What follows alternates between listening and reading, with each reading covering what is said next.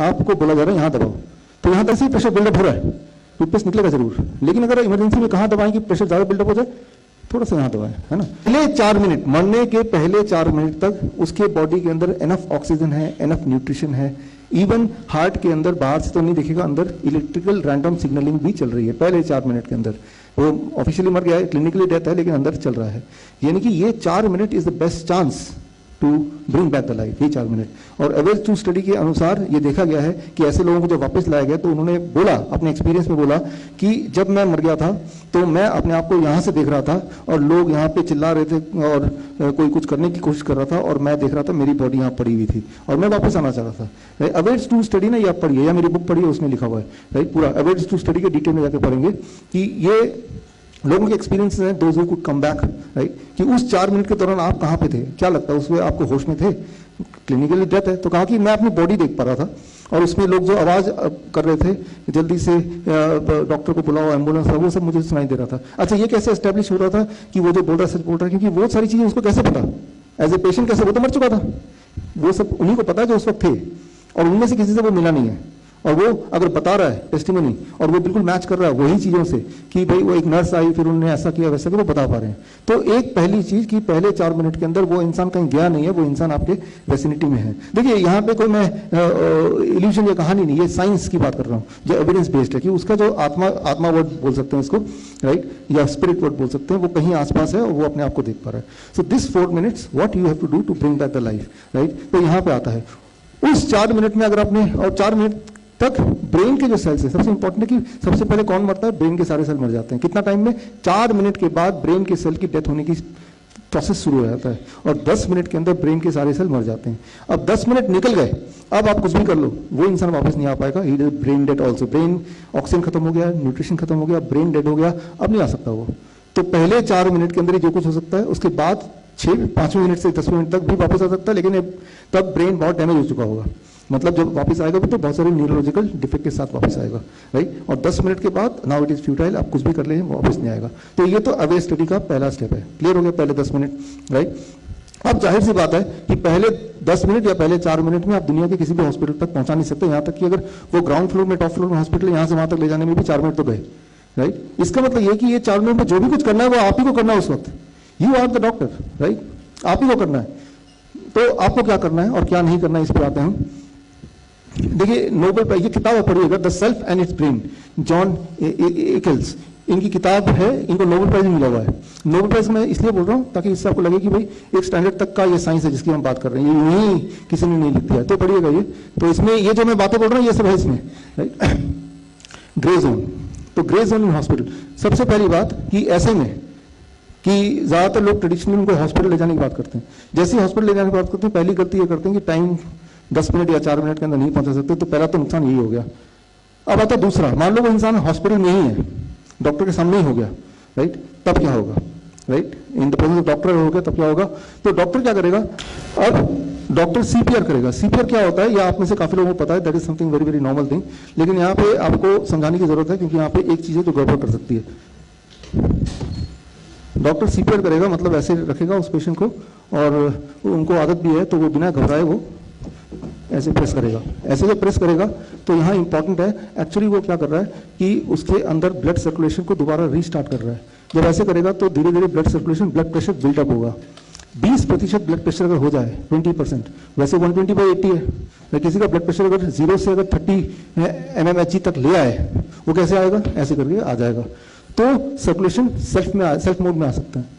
Circulation self mode में उस पहले 4 मिनट के अंदर अंदर आपने शुरू कर दिया, पहले 4 मिनट में नहीं भी आए, एक बार सर्कुलेशन चलने लगी, राइट, तो अपने आप ही बॉडी में दोबारा से हलचल होने लगी। फिर चाहे ऐसे करते वक्त 10 मिनट और लग जाए, 15 मिनट लग जाए, एक बार 4 मिनट के अंदर ये वाला step is very important, right. तो ऐसे जैसे शुरू किया तो उसका जो ब्रेन के सेल की मरने की जो टोटल टाइम था वो कितना था, ब्रेन सेल की शुरुआत है 4 मिनट, उससे पहले करना है। 10 मिनट में तो पूरा ही मर जाएगा, लेकिन उस शुरुआत ब्रेन के सेल के मरने से पहले आपको ये करना है, right, that is the first step, right. अब इसमें बहुत इंपॉर्टेंट बात, मेरे ख्याल से इस पूरे लेक्चर का यही सबसे इंपॉर्टेंट पार्ट है। इसमें जब इस तरह से करते हैं, ये है कि 100 बार 1 मिनट में, लेकिन हर 30 बार करने के बाद 2 बार माउथ टू माउथ ब्रीदिंग देना होता है, राइट। तो जब माउथ टू माउथ ब्रीदिंग देंगे तो मैंने छोड़ दिया ना इसको, छोड़ा कि नहीं छोड़ा, तो जब छोड़ा तो ब्लड प्रेशर अब जितना बिल्डअप हुआ वो कहाँ गया, दोबारा जीरो हो गया। फिर 2 बार देखिए फटक से मैं दोबारा करने लगूंगा, फिर दोबारा बिल्डअप करूंगा, तब तक 30 हो जाएंगे, फिर दोबारा से, that is the standard protocol, right.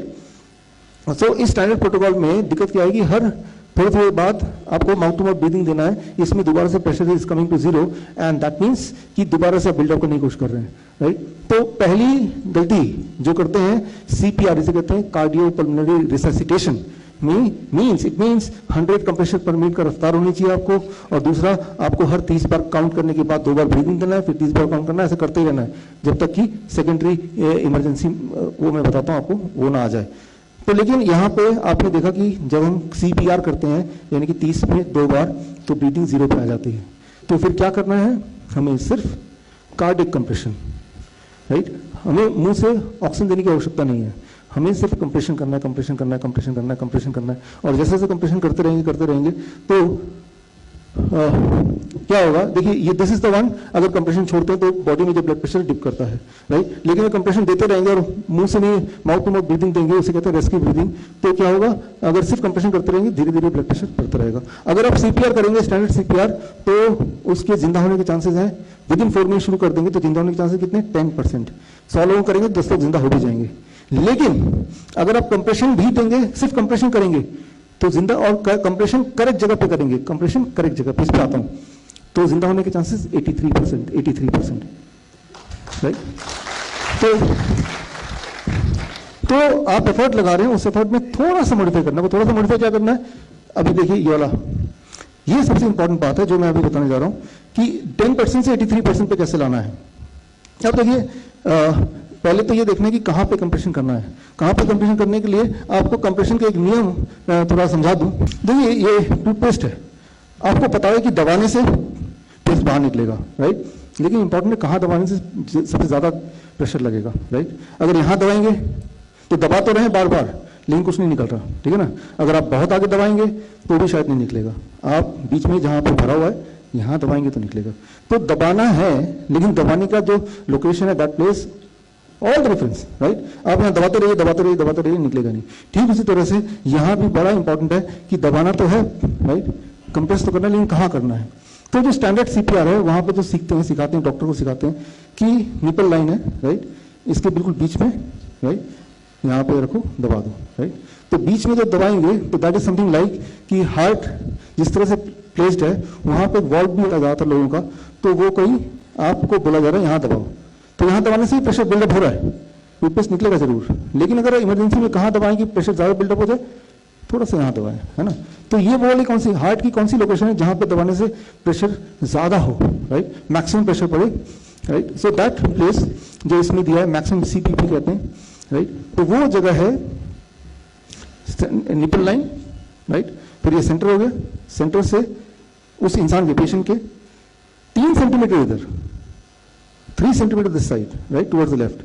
तो वो लेफ्ट वेंट्रिकल सीधा ऊपर आपका हाथ पड़ेगा मोस्ट प्रोबेबली, राइट। और उससे यूं मानिए कि जो प्रेशर पड़ेगा, हर प्रेशर आपका जबरदस्त प्रेशर पड़ेगा, right. And that is what can increase the chances of recovery as the evidence says from 10% to 83%, right. तो लेकिन ये जो 3 सेंटीमीटर इधर है और वो जो माउथ ब्रीथिंग नहीं करना है, इस चीज को इंप्लीमेंट करने में ही कई साल लगा रहे हैं, कई साल, राइट, कि वो करें कि ना करें। अगर करेंगे तो एक जनरल पब्लिक सोचे कि ये तो बार बार नियम ही बदलते रहते हैं। तो मेडिकल जर्नल आप पढ़ेंगे ना तो यही सारे उसमें कमेंट्स दिखते रहते हैं।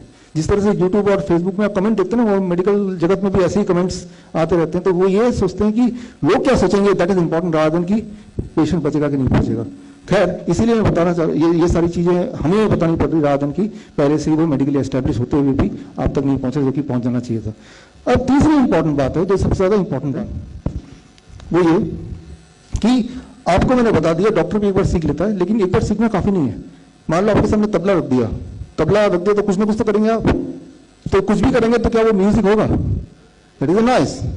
लेकिन जिसने प्रैक्टिस की, राइट, स्वास्थ्य में प्रैक्टिस की, तो वो जब तबला बजाएगा तो that is called music. Are getting the point, right. आपने प्रैक्टिस की है ना, तो आप वो प्रैक्टिस करते हैं, राइट। अभी अभी आपने गाना गाया, right, India book of record holder है, राइट। तो इनको पता है कि मुझे एक बार सिखा दे काफी नहीं है, मुझे रोज रियाज करना है, तभी आप उसी इंस्ट्रूमेंट से म्यूजिक निकाल पाओगे। जो इंस्ट्रूमेंट किसी और को दे देंगे हम जैसे लोगों को, तो वो नॉइज निकालेगा। सेम थिंग आपको उस डेड पेशेंट के हार्ट से म्यूजिक निकालना है, ना कि नॉइज निकालना है, राइट। म्यूजिक कैसे निकालना है उसके लिए मैं आपको थोड़ी सी ट्रेनिंग 2 मिनट की देना चाहता हूँ। अब जो चीज बड़ी सिंपल लगती है ना वो सिंपल है नहीं, इस चीज को हमें समझना है, ठीक है ना। तो ये 1 2 3, ठीक है ना, ऐसे बढ़ रहा है ना। तो ये जो है ये एक रिदम की तरह होगा। तो लेकिन ये तो आप बोलेंगे हाँ मुझे समझ आ गया, यही तो करना ना, कर लेंगे, ऐसे तो करना, कर लेंगे। अच्छा, एक आदमी कितनी देर तक कर सकता है, करके देखते हैं। ये आपको करना हो और हाँ आइए, ये जो एक्चुअल सिचुएशन में अगर ये कोई डेड आदमी होता तो ऐसा ही करना पड़ेगा, इतनी स्पीड से करना पड़ेगा, बेशक इससे ज्यादा स्पीड से करना पड़ेगा। 1 मिनट के अंदर 100 तक ऐसे पहुंचाना पड़ेगा। दर्शकों के लिए एक खास मेरा मैसेज, आप इस दोनों चैनल के माध्यम से मेरे वीडियोस आप देख रहे होंगे, नए नए जो टेक्निक्स हैं वो आप सीख रहे होंगे। एक चीज़ करना भूल जाते होंगे कि वो ये है सब्सक्राइब करना। सब्सक्राइब कीजिए ताकि जो मेरे नए टेक्निक्स हैं, नए वीडियोस हैं, वो राइट टाइम पे आप तक पहुँचे, सबसे पहले पहुँचे।